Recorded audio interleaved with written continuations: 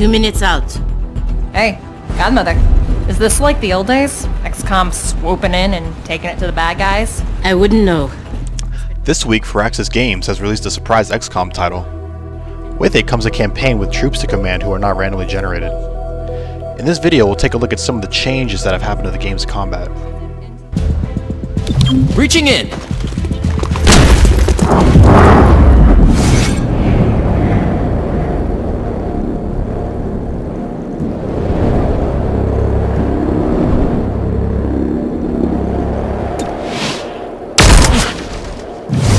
One of the first gameplay additions thrust upon you within the first mission is the new Breach mode.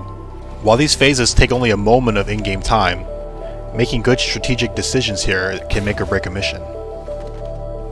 When setting up a breach, you may have multiple options to enter from. You'll be able to select what squad mates go in which position and in what order their actions will be taken. It's important to note that different breach points have different requirements based on equipment and character traits.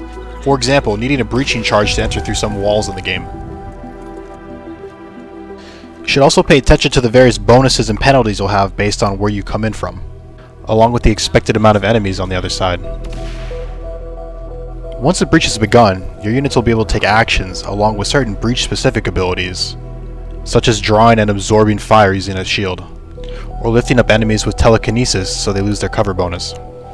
Using all the tools at your disposal is a very important part of the breach, and watching a successful breach play out can be very satisfying. Another large change is how turns play out within the game. You no longer command all troops in one turn. Instead, each unit has a position in a queue, which you can see on the right side of your screen. Now, once a mission, you'll be able to use an ability called Team Up, which moves a character of your choice at the top of the queue.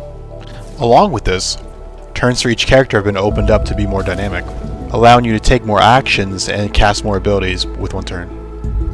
Another change is allowing all characters to use a less than lethal melee attack, where you can capture enemy forces. By doing so, you can unlock extra intel for completing the mission or other bonuses.